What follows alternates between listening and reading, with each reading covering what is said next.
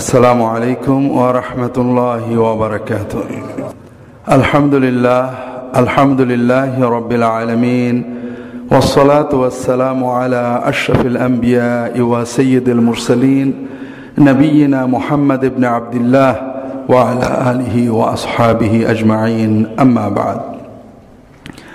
আল্লাহ তাআলার মেহেরবানি, আল্লাহ তাআলা আমাদেরকে শুক্রবারের দিন যথাসময়ে প্রথম সময়ে আজানের আগেই মসজিদে চলে আসার তৌফিক দিয়েছেন, আলহামদুলিল্লাহ।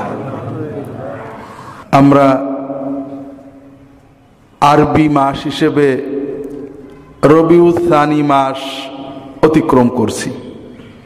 রবিউল সানি মাস বাংলাদেশের মুসলমানরা আগে অনেক বেশি ছিল, এখনো আছে। একটা অনুষ্ঠান আমরা করে থাকি যেটার নাম হলো ফাতেহায়ে ইয়াজদাহাম। আমরা ছোটবেলায় বুঝতাম না যে কি জিনিস, তবে এটা অনুষ্ঠান হতো, আমরাও শুনতাম ফাতেহা ইয়াজদাহাম ইয়াজদাহাম ইয়াজদাহাম মানে কি তাও জানতাম না। বড় হয়ে মানে জানছি, বিষয়বস্তুও জানছি। বাংলাদেশের বিভিন্ন জায়গায় এটা পালন করা হয়, শিক্ষা প্রতিষ্ঠানে সরকারি ছুটিও দেওয়া হয়। ইয়াজদাহাম অর্থ হলো 11।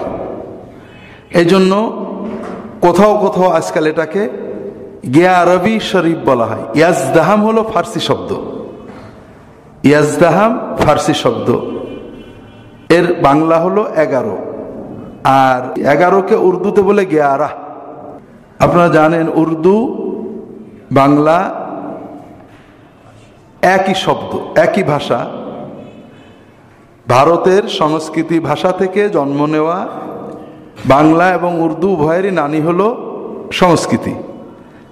উর্দু এবং হিন্দি এক ভাষা, আর বাংলা এবং উর্দু হিন্দি সিস্টার ভাষা, খালাতো বোন বা এই ধরনের আর কি। শব্দ প্রায় এক, উচ্চারণ সামান্য একটু দূর। বাংলা ভাষার সাথে কিছু হ্যাই হুই লাগাই দিলে সেটা হয়ে গেল উর্দু অথবা হিন্দি। উর্দু হিন্দি একই ভাষা। উর্দু ভাষাকে দেবনাগরী অক্ষরে, সংস্কৃতি অক্ষরে লিখলে আর বাংলা শব্দ একটু বেশি ঢুকাই দিলে ওটা হিন্দি হয়ে যায়। আর হিন্দি ভাষাকে একটু আরবি ফার্সি শব্দ বেশি দিয়ে আরবি অক্ষরে লিখলে ওটা উর্দু হয়ে যায়। এছাড়া মূলত একই ভাষা। যাই হোক, আমরা যেটাকে 11 বলি, 11, উর্দুতে বললে 11, একই শব্দ, একটু উচ্চারণ পার্থক্য। এজন্য এটাকে বাংলাদেশে অনেকেই গিয়া আরবি শরীফ বলে। পাকিস্তান, ভারতের মুসলমানদের থেকে এই শব্দটা নিয়ে তারা ইয়াজদাহামের বদলে গিয়া আরবি শরীফ বলে। আবার বাংলাদেশে আজকাল অনেকে 11 শরীফও শুরু করেছেন, 11 শরীফ।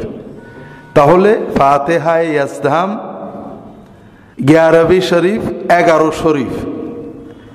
এটা হলো রবিউল সানি মাসের 11 তারিখ। এই 11 তারিখ আমরা কেন পালন করি, উদযাপন করি? আর ফাতেহাটাই বা কি?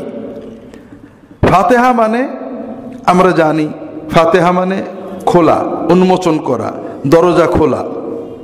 আমাদের দেশে ফাতেহা বলতে বোঝানো হয় কারোর মৃত্যুর অনুষ্ঠান।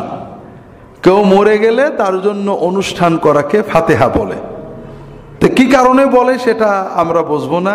কেন যে এর নাম ফাতেহা হলো, আমরা কি মৃত ব্যক্তির জন্য দরজা খুলে দিই না কি অবস্থা আল্লাহই ভালো জানেন। তবে এটা ইসলামে কখনো ছিল না। অর্থাৎ ইসলামের প্রথম যুগগুলো, যে যুগগুলো রাসূলুল্লাহ সাল্লাল্লাহু আলাইহি ওয়াসাল্লাম সাক্ষী দিয়েছেন যে এগুলো ভালো যুগ, তার সাহাবায়ে কেরাম, তাবেঈন, তাবে তাবেঈন, আমাদের যে 4 ইমামের কথা আমরা বলি, আবু হানিফা, মালিক, শাফিঈ, আহমদ ইবনে হাম্বল রাহিমাহুমুল্লাহ। আবু হানিফা 150 হিজরিতে মৃত্যুবরণ করেছেন, অর্থাৎ রাসূলুল্লাহ সাল্লাল্লাহু আলাইহি ওয়াসাল্লামের মৃত্যুর 140 বছর পরে। মালিক 179 বা 80 হিজরিতে, আবু হানিফারও কিছু বছর পরে। শাফিঈ 204 হিজরিতে মৃত্যুবরণ করেছেন। আহমদ 241 হিজরিতে মৃত্যুবরণ করেছেন। ইমাম বুখারী 256 হিজরিতে মৃত্যুবরণ করেছেন, মুসলিম 61, এই রকম আবু হানিফা, শাফি, মালিক, আহমদ, বুখারী, মুসলিম, আবু দাউদ, তিরমিজি, নাসাই, ইবনে মাজাহ, জুনায়েদ বাগদাদি, জুন্নুন মিসরি, এই সমস্ত যাদের নাম আমরা জানি, এদের যুগেও ফাতেহা বলে কিছু ছিল না। তারা ফাতেহা ইয়াজদাহাম দাজদাহাম দূরের কথা, কোনো ফাতেহাই চিনতেন না। পরবর্তী যুগে এগুলো আসছে। তা আমরা আজকে অন্য ফাতেহা নয়, ফাতেহা ইয়াজদাহাম সম্পর্কে আলোচনা করব সামান্য। আল্লাহ তাআলা যে কথাগুলো বললে আমাদের উপকার হয় সেই কথাগুলো বলার তৌফিক দান করুন, আমিন। ফাতেহা ইয়াজদাহাম 11 শরীফ, 11 শরীফ, এটার উদ্দেশ্য হলো আব্দুল কাদের জিলানী রাহিমাহুল্লাহ তাআলার মৃত্যুবার্ষিকী পালন করা। যেমন রাসূলুল্লাহ সাল্লাল্লাহু আলাইহি ওয়াসাল্লামের মৃত্যুবার্ষিকী আমরা আগের জামানায় বলা হতো ফাতেহা এই দোয়াজদাহাম। দোয়াজদাহাম মানে হলো 12, আর ইয়াজদাহাম মানে হলো 11। ফাতেহা দোয়াজদাহাম এখন আর চলে না, এখন ঈদে মিলাদুন নবী হয়ে গিয়েছে। আগে মানুষ মৃত্যু পালন করত, কারণ রাসূলুল্লাহ সাল্লামের 12 রবিউল আউয়াল মৃত্যুটা নিশ্চিত ছিল। 12 রবিউল আউয়াল মাসে তার ওফাত সহিহ রিওয়ায়াত পাওয়া যায়। এখন আমরা 12 রবিউল আউয়াল ঈদ পালন করি, জন্ম পালন করা হয়। এজন্য ফাতেহায়ে দোয়াজদাহাম শব্দটা এখন প্রায় উঠে গেছে, এখন ঈদে মিলাদুন নবী জয় জয়কার। কিন্তু ফাতেহা ইয়াজদাহাম রয়ে গিয়েছে। আমরা পুরো মাসেই বিভিন্ন যারা স্কুল কলেজে পড়ান, ফাতেহা ইয়াজদাহামের ছুটি হয়েছে, বিভিন্ন জায়গায় অনুষ্ঠান হয়েছে। কেন হলো, কি জন্য হলো, আমরা সামান্য বোঝার চেষ্টা করব। আমরাই কিভাবে তা পালন করব এটাও জানার চেষ্টা করব। আল্লাহ তাআলা তৌফিক দান করুন, আমিন। আব্দুল কাদের জিলানী রাহমাতুল্লাহ আলাইহি, আমরা ছোট থেকেই আব্দুল কাদের জিলানী রাহমাতুল্লাহ আলাইহির নাম শুনেছি। প্রচণ্ড ভক্তির সাথেই আমাদের মুরব্বীরা শিখিয়েছেন যে আব্দুল কাদের জিলানীর নাম যদি কেউ বিনা অজুতে নিত তার কল্লা খুলে পড়ে যেত। পরে আল্লাহ তাআলা অনুরোধ করলেন আব্দুল কাদের জিলানীকে, তুমি এরকম রাগ করো না, আমার বান্দারা সব মরে যাচ্ছে। তখন রাগ কমায়ে নিয়ম হলো বিনা অজুতে তার নাম নিলে পশম খুলে পড়ে যাবে, কল্লা আর খুলবে না। এটা আমরা ছোটবেলায় পড়ছি, বক্তে শুনছি মুরব্বীদের মুখে। তার মানে বোঝা গেল যে রাসূলুল্লাহ সাল্লাল্লাহু আলাইহি ওয়াসাল্লামের নাম বিনা অজুতে নিলে সমস্যা নেই, স্বয়ং আল্লাহ তাআলা রাব্বুল আলামিনের নাম বিনা অজুতে নিলে সমস্যা নেই। কিন্তু আব্দুল কাদের জিলানী এত ভয়ঙ্কর সন্ত্রাসী, নাউজুবিল্লাহ, যে তার প্রতি সামান্য বিনা অজুতে নাম নিলেই কল্লাটা কেটে পড়ে যাবে। আমার মনে হয় বাংলাদেশের সবচেয়ে ভয়ঙ্কর সন্ত্রাসী এত খারাপ না যে একটু বেয়াদবি করলেই কল্লা কেটে ফেলবে। তা আল্লাহ তাআলা মাফ করেন। এই ধরনের ভয়ঙ্কর যে অতিভক্তি সমাজে রয়েছে, এটা উলামায়ে কেরাম ওয়াজ নসিহতের মাধ্যমে তৈরি করেছেন। বিষয়টা এমন হয়েছে যে আমরা রাসূলুল্লাহ সাল্লাল্লাহু আলাইহি ওয়াসাল্লাম বা তার সাহাবীদের নাম জানি না, কিন্তু আব্দুল কাদের জিলানীর নামটা সবাই জানি। এটা এমন একটা আবহ তৈরি করা হয়েছে যে কেউ আব্দুল কাদের জিলানী রাহমাতুল্লাহ আলাইহির ইয়াজদাহাম পালন না করলে আমরা মনে করব এটা একেবারে মুসলমানই না। সবারই এক কথা, সেটা হলো নাম ভাঙানো। আমরা ইসলাম তো মুহাম্মদ সাল্লাল্লাহু আলাইহি ওয়াসাল্লাম শিখিনি। আমাকে একজন চিঠি লিখেছে, ইমেল করেছে যে আমরা নবী, কোরআন হাদিস আমাদের কাছে নরমাল কিতাব, কোরআন কি হাদিস কি আমরা চিনিনি। আমরা আব্দুল কাদের জিলানী, মঈনুদ্দিন চিশতি, ইমাম গাজালি এদের মাধ্যমে নবী চিনিছি, আর আপনি এদের বিরুদ্ধে লেগেছেন। তো বিষয় হলো এখানে অনেকগুলো সমস্যা আছে। যারা বলেন আল্লাহ জানেন তাদের মনের অবস্থা, আমরা কারোর বিরুদ্ধে কিছু বলছি না। এখানে অনেকগুলো কথা আছে ভাই। প্রথম কথা হলো, আল্লাহর যারা প্রিয় মানুষ বলে আমরা যাদের মনে করি, তারা আল্লাহর প্রিয় কিভাবে হলেন? তারা আসছেন আমাদেরকে নবী চিনাতে। তারা আমাদেরকে একটা কথাই শিখিয়েছেন, তোমরা নবীর তরিকায় আল্লাহর ইবাদত করো, তাহলে আল্লাহ পাবে। কোন আল্লাহর ওলি বুজুর্গ তাকে চিনাতে আসেননি যে তোমরা আমার ইবাদত করো, আমার হও, তাহলে পরে আল্লাহ পাবে। এটা তারা শেখাননি। আল্লাহ কোরআনে এটা বলেছেন। প্রবলেমটা আজকে থেকে না, প্রবলেম আগে থেকেই। খ্রিস্টান ভাইরা আমাদের বিরুদ্ধে তাদের একটা অভিযোগ, ঈসা আলাইহিস সালাম আল্লাহর এত বড় নবী, আপনারা তাকে মানেন না, সবাই দোজখে যাবেন। আমরা মানি না, মানে ঈসা আলাইহিস সালামকে আমরা যা মানি আর কেউ মানে না। কিন্তু না, ওনারা ঈসা মাসির নামে যে মিথ্যা কথাগুলো বলবেন ওইগুলো মানতে হবে, যেটা কখনোই এমনকি প্রচলিত বাইবেলেও নেই। ঈসা মাসি নাউজুবিল্লাহ আল্লাহ, ঈসা মাসি আল্লাহর 3 ভাগের 1 ভাগ, এইসব কথা বাইবেলে কোথাও নেই। বরং বাইবেলে আছে ঈসা নবী আল্লাহর বান্দা, হিজ সার্ভেন্ট, আল্লাহর গোলাম, আল্লাহর রাসূল, এগুলো বাইবেলেই আছে। কিন্তু তারা যেটা বলেন ওইটা না মানা পর্যন্ত আমরা নাকি ঈসা নবীর মানলাম না। ঠিক এইভাবেই যখন রাসূলুল্লাহ সাল্লাল্লাহু আলাইহি ওয়াসাল্লাম তাওহীদের দাওয়াত দিলেন, আপনারা অনেক জানেন যে আরবের লোকেরা পাকা ইমানদার মুশরিক ছিল। তারা আল্লাহ মানত, নবী মানত, শরিয়াত মানত, দিন মানত, আল্লাহর ইবাদত করত। তাদের সমস্যা ছিল তারা আল্লাহর নবীদের ভক্তির নামে ইবাদত করত, আল্লাহর ওলিদের ভক্তির নামে ইবাদত করত, আল্লাহর ফেরেশতাদের ভক্তির নামে ইবাদত করত। ইব্রাহিম, ইসমাইল, মূসা, ঈসা, ইয়াগুস, ইয়াউক, সোয়া, নাস, জিবরাইল, মিকাইল, আজরাইল, ইসরাফিল, তারা তাদের ইবাদত করত। ভক্তির নামে, বন্দনার নামে তাদের সাজদা করত, তাদের নামে মানত করত, তাদেরকে ডাকতো, তাদের কাছে সাহায্য চাইতো, মদত চাইতো। রাসূলুল্লাহ সাল্লাল্লাহু আলাইহি ওয়াসাল্লাম বললেন, যারা আল্লাহর ওলি, নবী, ফেরেশতা, তাদের শ্রদ্ধা করতে হবে, ভালোবাসতে হবে, তাদের জন্য দোয়া করতে হবে।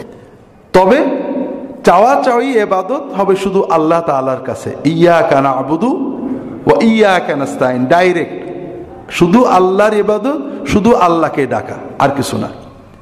তখন আরবের কাফেররা যেটা বললেন, তারা বললেন যে এ বেটা বেয়াদব, আল্লাহর নবী, ওলি, মাহবুব বান্দাদের মানে না, তাদের সাথে বেয়াদবি করতে বলে।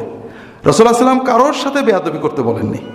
তিনি বলেছেন তাদের ইবাদত করা যাবে না, তাদের ভালোবাসতে হবে, তাদের জন্য আল্লাহর কাছে দোয়া করতে হবে, আর নিজের চাওয়াটা ডাইরেক্ট আল্লাহর কাছে চাইতে হবে, ওনাদের কাছে চাইতে হবে না। অর্থাৎ আল্লাহর জায়গায় ওনাদেরকে বসানো যাবে না, ওনাদেরকে ওনাদের জায়গায় বসিয়ে রেখে তাদের জন্য দোয়া করতে হবে, আর নিজের চাওয়াটা আল্লাহর কাছে চাইতে হবে।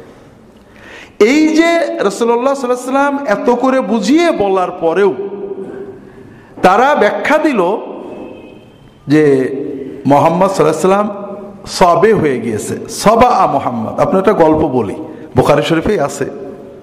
রাসূলুল্লাহ সাল্লাল্লাহু আলাইহি ওয়াসাল্লাম একদিন যাচ্ছেন যুদ্ধে, সফরে, পানি নেই, পানি শূন্য, কোথাও কারোর পানি নেই।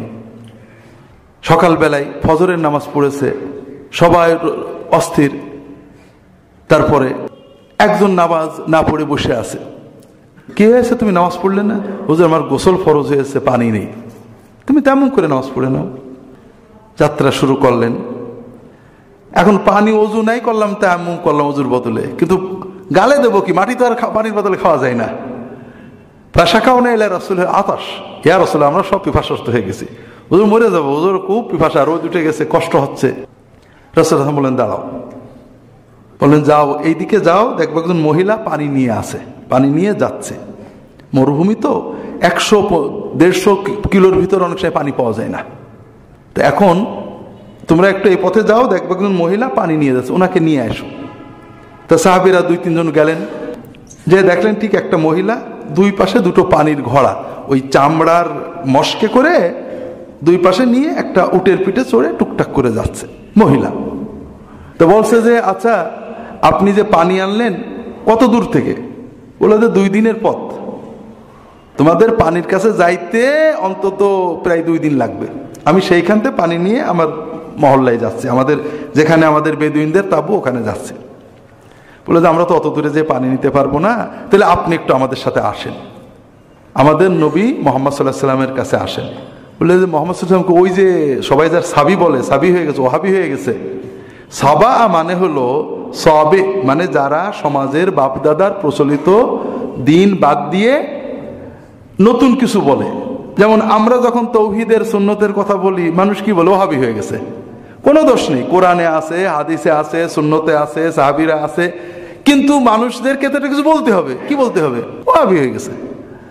তার মানে লোকটা কোনো দোষ নেই কিন্তু খারাপ, কারণ আমার সাথে মেলে না ওর মত।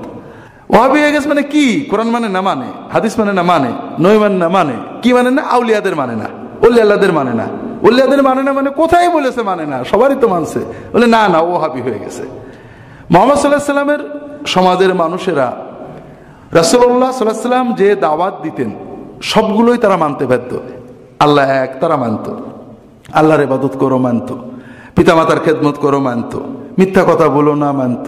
রাসূলুল্লাহ সাল্লাল্লাহু আলাইহি সাল্লাম যত দাওয়াত মক্কায় দিয়েছেন, মক্কায় তার পর্দার দাওয়াত দেননি, মদ খাওয়া বন্ধ করেননি। আরবের মানুষ সবগুলোই স্বীকার করতো যে এগুলো ভালো। তাহলে মুহাম্মদ সাল্লাল্লাহু আলাইহি সাল্লাম কি দোষটা করছে? তিনি বলছেন যে ইয়াগুস ইয়াউক সুয়া নাস, সবার ভক্তি করো, শুধু আল্লাহর কাছে চাও। এ কথাও যে খারাপ এটা বলা কঠিন, যুক্তি দিলে বেরোয় না। এই জন্য সবাই বলতে গেল সবা মুহাম্মদ, সবে হয়ে গেছে, অর্থাৎ বাপ দাদার ধর্ম ত্যাগ করে নতুন কথা বলা শুরু করেছে। সবই ঠিক আছে, একটু উল্টেই ফেলেছে। এখন ওই মহিলা বলছে যাক আল্লাযী ইয়াকুলুনা সবে, যাকে সবাই সবে বলে, সবে বলে মানে ওহাবি হয়ে গেছে, বাপ দাদার ধর্ম ছেড়ে নতুন কিছু বানান, সেই লোকের কাছে? বলে হ্যাঁ, তার কাছে চলো। আসছে সাহাবীরা, ওই মহিলা উটের পিঠে চড়ে টুকটাক করে নিয়ে আসছেন 2 ভাঁড় ভর্তি পানি। রাসূলুল্লাহ সাল্লাল্লাহু আলাইহি ওয়াসাল্লাম বললেন যে ওর ভাঁড়টা নামাও। নামে রাসূলুল্লাহ সাল্লাল্লাহু আলাইহি ওয়াসাল্লাম হাত দিলেন ভাঁড়ের উপরে, দেওয়ার পরে পানি পড়তে লাগলো। সাহাবীদের বললেন যার যত পানির পাত্র আছে আগে ভরো। প্রত্যেকেই পানির পাত্রগুলো ভরলো। কয়েকশো মানুষ, প্রত্যেকেরই বললেন যে কেউ পানির পাত্র খালি রাখবে না, প্রত্যেকে পানির পাত্র ভরো। ভরার পরে বললেন এইবারে যার নগদ দরকার আছে, গোসল করার দরকার আছে গোসল করো, অজু করার দরকার অজু করো, খাওয়ার দরকার আছে খাও, ওগুলো ভরা থাক। আর ওই মহিলা চুপ করে দেখছে, তো সব পানি হয়ে গেছে। রাসূলুল্লাহ বলেন দেখো তোমার পানি কিন্তু আমরা নষ্ট করিনি, কমাইনি, আগে যেটুক ভরা ছিল তার চেয়ে এখন বেশি ভরা আছে। রাসূলুল্লাহ বললেন যে তোমরা যার কাছে যা খাদ্য মেয়েটাকে হাদিয়া দাও। তো সাহাবীরা সবাই খেজুর, জব, আটা, যার যেটুক ছিল আনলেন, এনে একটা বড় পুটলা হয়ে গেল। বললেন যে বাবা তোমার পানিটার থেকে আমরা একটু উপকার নিলাম, এই জন্য তোমাকে এটা দিয়ে দিলাম। ও চলে গেছে। ও তো সব দেখলো, ও তো মাথা ঘুরে গেছে যে কি দেখলাম। ও চলে গেছে। যাওয়ার পরে যখন মহল্লায় পৌঁছাইছে, তাবুতে ব্যস্ত হয়ে গেছে, দেরি হয়ে গেছে। তো এই যে নিয়ে আসছে, তখন তার প্রাইভেট কার ছিল না, উঠে আসছে গেছে, প্রায় 6-7 ঘন্টা লেট হয়েছে। এখন ওর বাড়ির লোকেরা সবাই বলছে এত দেরি হলো কেন? বলে যে ওই যে তোমরা যার সাবি বলো না, সেই সাবির কাছে গেছিলাম। কি হয়েছে? তো এই ঘটেছে, শোনো। হয় ওই লোকটা এই আসমানের নিচেই জমিনের উপরে সবচেয়ে বড় জাদুকর, আর নইলে সত্যই সে আল্লাহর নবী। এরপরে রাসূলুল্লাহ সাল্লাল্লাহু আলাইহি ওয়াসাল্লাম ওই এলাকার মানুষেরা রাসূলুল্লাহ সাল্লাল্লাহু আলাইহি ওয়াসাল্লামের বিরুদ্ধে যুদ্ধ ঘোষণা দিয়েছে, লড়াই হবে। রাসূলুল্লাহ সৈন্য নিয়ে গেছেন, ওই মহিলার মহল্লায় আক্রমণ করছেন না, কারণ তার কাছে আমরা পানি পাইছিলাম। যাই হোক, ওরা যতক্ষণ আমাদের আক্রমণ না করবে, তখন ওই মহিলা বলছে দেখেছো ওরা কত ভালো, আমার পানি কমাইলো না, এরপরে আমার আবার হাদিয়া দিল, আবার আমার কাছে একটু পানি নিছিল বলে দেখো আমাদের এলাকায় কোনো যুদ্ধ আসছে না, অন্যরা সবাই লড়াই করছে, তারা আমাদের উপর হামলা দিচ্ছে না। আমার মনে হয় তোমরা যদি মনে করো তাহলে আমার ইয়াকিন হলো ওই মুহাম্মদ সাল্লাল্লাহু আলাইহি ওয়াসাল্লাম সাবে না, উনি সত্যই আল্লাহর নবী, চলো আমরা সবাই যে ইসলাম গ্রহণ করি। তো যেটা বলছিলাম ভাইয়েরা, তাহলে সমাজের গালি হলো মুহাম্মদ সবই হয়ে গেছে, সবাই হয়ে গেছে, সবা মুহাম্মদ, অর্থাৎ প্রচলিত কাজকর্ম ছেড়ে নতুন কথা বলা শুরু করেছে। একটাও নতুন না, সব তার 3000-3500 বছর আগে ইব্রাহিম আলাইহিস সালামের কথাই বলেছেন রাসূলুল্লাহ সাল্লাল্লাহু আলাইহি ওয়াসাল্লাম, কিন্তু সমাজের লোকেদের জন্য নতুন। ঠিক তেমনি আমাদের সমাজে এই পীর বুজুর্গদেরকে এমন করা হয়েছে যে তাদের নাম দিয়ে, তাদের নাম ভাঙিয়ে আমরা আমাদের প্রতারণাগুলোকে বৈধ করছি। আমরা কিছু ভুল কথা বলি, কোরআন হাদিস বিরোধী কথা বলছি, যখন কেউ কোরআন হাদিস দেখায় বলে আমরা কোরআন হাদিস বুঝি না। আব্দুল কাদের জিলানী কি বুঝতো না? ফুরফুরা দাদা হুজুর কি বুঝতো না? অথচ ফুরফুরা দাদা হুজুর এই গোমরাহি কথাগুলো বলেননি, আব্দুল কাদের জিলানী এইসব কথা বলেননি, মঈনুদ্দিন চিশতি এইসব কথা বলেননি। তারাও কোরআন হাদিসের কথা বলেছেন এবং বলেছেন যে কোরআন হাদিস মেনে সুন্নত মাধ্যমেই তোমাদের আল্লাহর কাছে যেতে হবে। তো যাই হোক ভাইরা, এটা হলো বাস্তবতা। আমরা আমাদের মূর্খতা, অজ্ঞতা অথবা আমাদের প্রতারণাকে বৈধ করার জন্য বড় মানুষদের নাম ভাঙাই। রাজনীতিক যারা করেন তারা রাজনৈতিক ব্যক্তিত্বদের নাম ভাঙিয়ে নিজেদের স্বার্থগুলো চরিতার্থ করেন। আমরা রাজনীতি করতে পারি না, ধর্মনীতি করি। আমরা ধর্মীয় ব্যক্তিত্বদের নাম ভাঙিয়ে কখনো আব্দুল কাদের জিলানীর নাম, কখনো আবু হানিফার নাম, কখনো আলী ফাতেমার নাম রাদিয়াল্লাহু তাআলা আনহুম আজমাইন নাম ভাঙিয়ে আমাদের অন্যায় কাজগুলো করি। যারা শিয়া, বর্তমান সমাজে শিয়া অনেক প্রচার করছেন, সাধারণ মুসলমানদের শিয়া বানানো হচ্ছে ব্যাপক হারে। তাদের কথা একটাই যে ফাতেমা, আলী, হাসান, হোসেন আপনি ভালোবাসবেন না। আমরা সবাই তাদের ভালোবাসি, এমন কোন মুসলমান নেই তাদের ভালোবাসে না। কিন্তু তাদের ভালোবাসতে গেলে আবু বকর, ওমর, ওসমানকে গালি দিতে হবে, এটা কোথায় পেয়েছে? এই জন্য তারা শিয়া নাম দিয়ে কিছুই না, একটা রাজনৈতিক ক্ষমতা দখলের প্রতারণামূলক চেষ্টা রাসূলুল্লাহ সাল্লাল্লাহু আলাইহি ওয়াসাল্লাম আহলে বায়ত বংশধরের নামে তারা চালিয়েছেন। নাম রেখেছেন আলী, হাসান, হুসাইন, ফাতেমা রাদিয়াল্লাহু তাআলা আনহুম আজমাইন, তাদের নাম, মুহাম্মদ সাল্লাল্লাহু আলাইহি ওয়াসাল্লাম বংশধরের নাম। কিন্তু কাম করেছেন যেগুলো কখনোই তারা বলেননি। আলী রাদিয়াল্লাহু তাআলা আনহু আবু বকরকে ভালোবেসেছেন, ওমরকে ভালোবেসেছেন, ওসমানকে ভালোবেসেছেন, তাদের সাথে কর্ম করেছেন। কখনোই তাদেরকে গালি দিতে শেখাননি, তাদেরকে কাফের বলা তো দূরের কথা, তাদের পিছনে নামাজ পড়েছেন। এরা ঠিক সেই আলী, ফাতেমা, হাসান, হুসাইন রাদিয়াল্লাহু তাআলা আনহুমের নামে রাসূলুল্লাহ সাল্লাল্লাহু আলাইহি ওয়াসাল্লামের সাহাবীদেরকে গালি দিতে, কাফের বলতে শেখাচ্ছেন। ঠিক তেমনি আরেক গ্রুপ আব্দুল কাদের জিলানী, মঈনুদ্দিন চিশতি, নিজামুদ্দিন আউলিয়া, জুন্নুন মিসরি, জুনায়েদ বাগদাদি ইত্যাদি, বাইজিদ বুস্তামি ইত্যাদি ইত্যাদি ইত্যাদি বিভিন্ন নেককার মানুষদের নামে তাদের প্রতি আমাদের যে ভালোবাসা, শ্রদ্ধাবোধ, এই শ্রদ্ধাবোধকে পুঁজি করে তাদের নাম ভাঙিয়ে আমাদেরকে কোরআন সুন্নাহ বিরোধী কথাগুলো বলছেন, শেখাচ্ছেন। আর যখন আপনি কোরআন সুন্নাহর কথা বলবেন, আমরা কোরআন হাদিস বুঝি না, আমরা হুজুর অমুকের বুঝি, এই প্রতারণামূলক কর্ম সমাজে চলছে। বাঁচার উপায় আমরা সবাইকে বন্ধ করতে পারবো না ভাই। রাজনীতির নামে প্রতারণা চলবে, ধর্মের নামে প্রতারণা চলবে, চলবেই চলবে। বিশেষ করে যারা বাণিজ্য করেন, রাজনীতির নামে যারা ক্ষমতায় যান, একবার ক্ষমতায় গেলে ভাই কত যে টাকা, কত কোটি কোটি, আমি জানি, আপনাদের বলবো না নাম, একেবারে একেবারে শতভাগ রাজনৈতিক নেতা, মন্ত্রী, প্রতিমন্ত্রী ভোটের আগে কিভাবে যে কাঁপে আর টাকা পয়সা ব্যাংকে তুলে কোথায় যে মাটির নিচে রাখবে টের পায় না।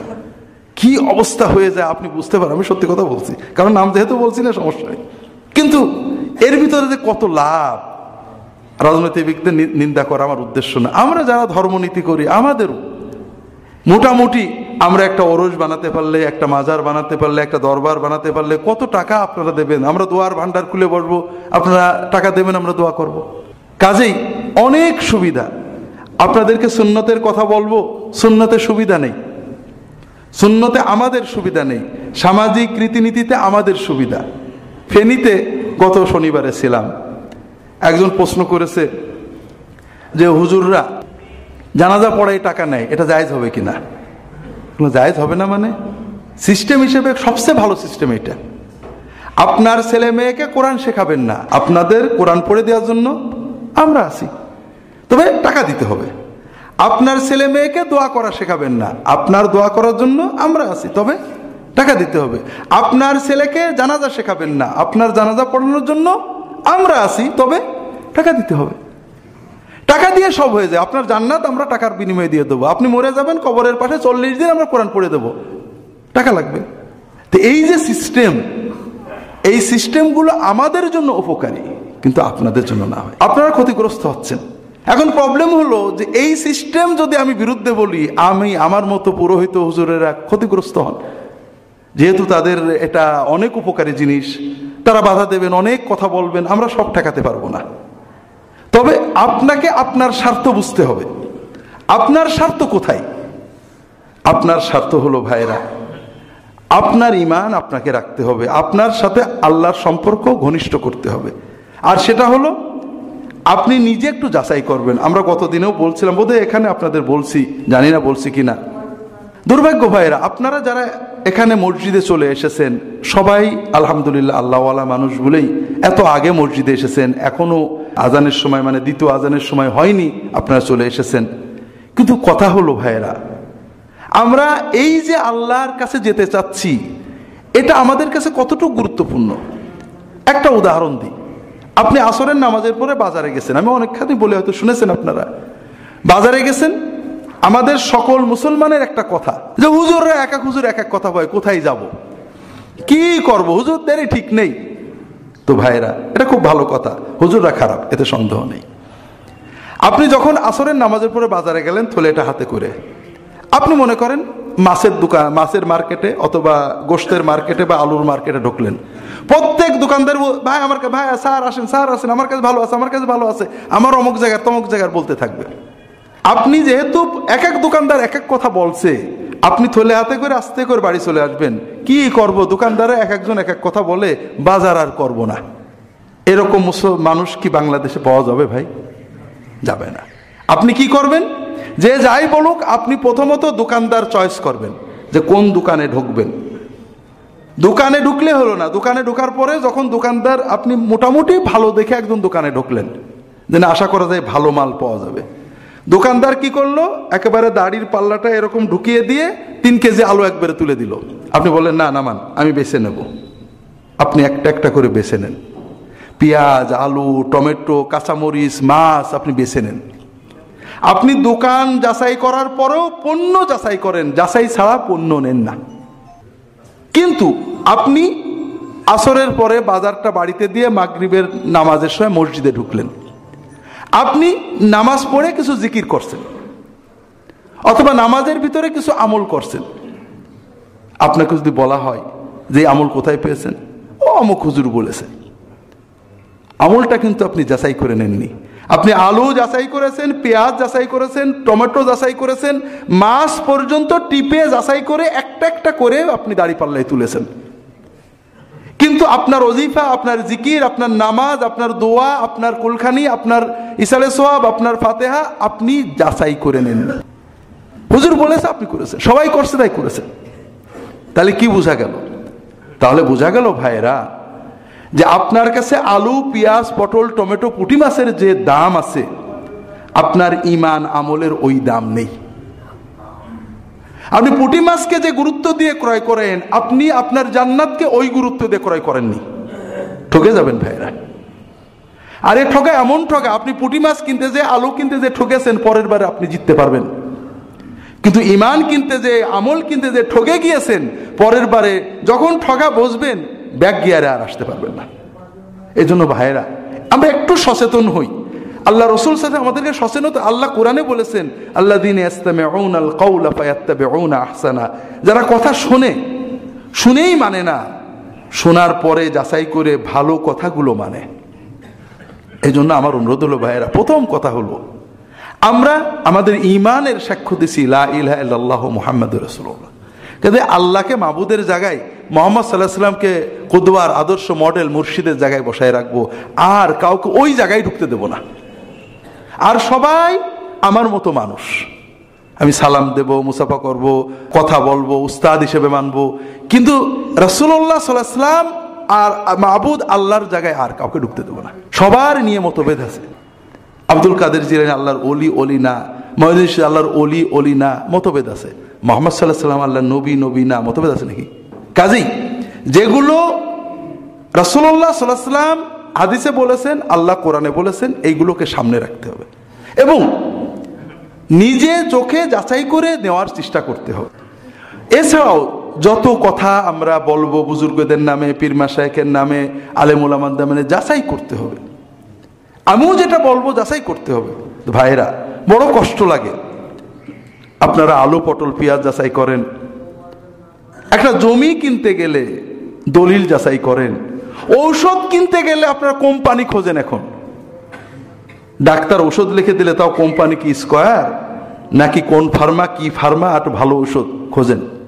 দুর্ভাগ্য, ইমান আমল কিনতে গেলে আপনারা খোঁজেন না ইমান আমল সহি কি সুন্দর কি, আমাদের কথার উপরে পুরো আস্থা রাখবেন না, নিজেরা টুকটাক যাচাই করবেন। যাচাই করার মাধ্যমে হ্যাঁ, আপনি যখন 5 বার এক ডাক্তারের কাছে চিকিৎসা করাবেন, 5 বার এক দোকান থেকে মাল কিনবেন, যখন দেখবেন যে না মানের মাল দেয়, আপনি 10টা যাচাই করবেন, 2টো যাচাই ছাড়াও নিতে পারবেন। তবে চিন্তা থাকবে যে যে কেউ ভুল করতে পারে। এটা হলো আমাদের বাঁচার উপায় ভাইয়েরা। সমাজে প্রতারণা থাকবে, ধোঁকাবাজি থাকবে, সব ক্ষেত্রে আইনে আছে, কোর্টে আছে, রাজনীতিতে আছে, মার্কেটে আছে। কিন্তু তাই বলে তো আমি আমার ইমানকে অবহেলা করতে পারি না। ভাইয়েরা, ঝিনেদার শহরে 1 কাঠা জমি কিনতে গেলে আপনারা কারোর কথার উপর বিশ্বাস করেন না, নিজেরা দলিল দেখেন, পিঠ দলিল দেখেন, মানে বর্তমান রেকর্ড দেখেন, আগের রেকর্ড দেখেন, সেই কতজন সাল বলে সেই সালের রেকর্ড দেখেন, এরপরে আবার রেজিস্ট্রি অফিসে খোঁজ নেন আগে কারোর বিক্রি হয়েছে কিনা। 2 লাখ টাকা, 5 লাখ টাকা, এই 5 লাখ টাকা দেওয়ার আগে আপনি কত যাচাই করেন, নিজে যাচাই করেন, উকিল দিয়ে যাচাই করেন, আবার নিজেও দেখেন, ভালো করে বোঝার চেষ্টা করেন, 2-4 জনকে দিয়ে যাচাই করেন।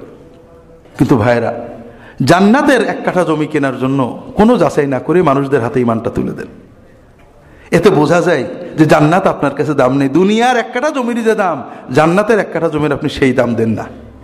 আর আপনি গোড়াতেই যেহেতু অবহেলা করেছেন, ঠকার সম্ভাবনা খুবই বেশি।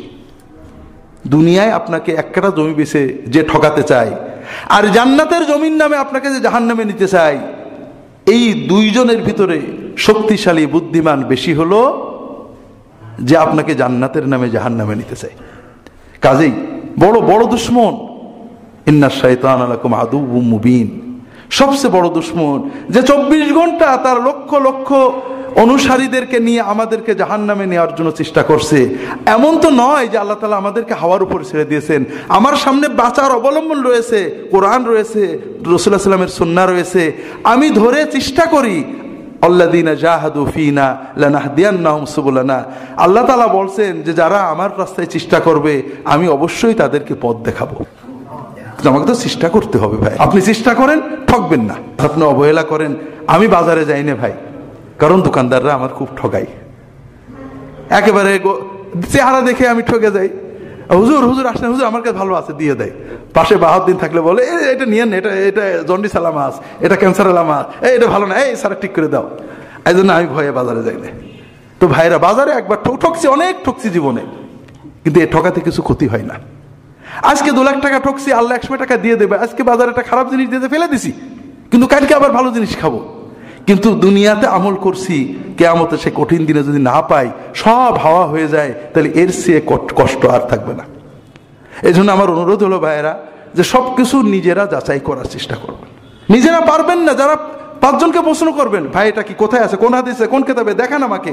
একজন বলবেন, একজন বলবে, আপনার ভিতরে একটা জ্ঞান এসে যাবে। মানুষ চেষ্টা করলে সব আল্লাহ দিয়ে দেন। আমরা পারি না এমন কিছু নেই। একসময় আমাদের দেশে পাওয়ার টিলার ছিল না, আমরা পাওয়ার টিলার ব্যবহার করছি। কাজে কোরআন হাদিস আমাদের দেশে আছে, নিজে পড়েন, না হলে যারা পড়ে তাদেরকে প্রশ্ন করেন, বোঝার চেষ্টা করেন, রাসূলুল্লাহ সাল্লাল্লাহু আলাইহি ওয়াসাল্লামকে সামনে রাখেন। আল্লাহ তাআলা আমাদের সবাইকে তৌফিক দান করুন, আমিন। এক কথা বলতে যে ভূমিকায় বেশি সময় চলে গেল। আব্দুল কাদের জিলানী রাহমাতুল্লাহ আলাইহি, তিনি ছিলেন পারস্যের মানুষ, ইরানের মানুষ। 461 হিজরি, অর্থাৎ রাসূলুল্লাহ সাল্লাল্লাহু আলাইহি ওয়াসাল্লামের ওয়াফাতের 450 বছর পরে তার জন্ম। জন্মের পরে তখন মুসলিম বিশ্বের রাজধানী ছিল বাগদাদ, এলেম কালাম সব বাগদাদে ছিল। এই বয়স 17-18 হলে তার আম্মা তাকে বাগদাদে পাঠিয়ে দেন। বাগদাদে আসে তিনি হাম্বলি মাযহাবের বড় বড় ফকিহদের কাছে, আলেমদের কাছে ফিকহ পড়েন, হাদিস পড়েন, বড় আলেম ছিলেন। এরপরে দাব্বাস নামে একজন বুজুর্গ ছিলেন, তার সহবতে যান।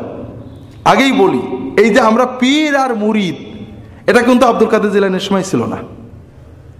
মুরিদ হওয়া, মুরিদ হইতে হয়, বায়াত করতে হয়। আব্দুল কাদের জিলানী বায়াত হননি, শুধু রাষ্ট্রপ্রধানের জন্য বায়াত হয়েছেন।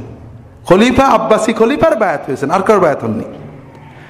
পীরের কাছে যে মুরিদ হতে হয়, বায়াত হতে হয়, এটা সাহাবী তাবেঈন যুগে কিছু ছিলই না। আব্দুল কাদের জিলানীর যুগেও এগুলো, এমন মঈনুদ্দিন চিশতির যুগেও এগুলো ছিল না। আপনারা পড়ে দেখেন, তাদের লেখা বই পড়েন, সহবত, পীরের কাছে যাওয়া হতো সহবতের জন্য, সাথী হওয়ার জন্য, সাহচর্য নেওয়ার জন্য। এটা হলো কোরআন সুন্নাহ নির্দেশিত একটা ইবাদত।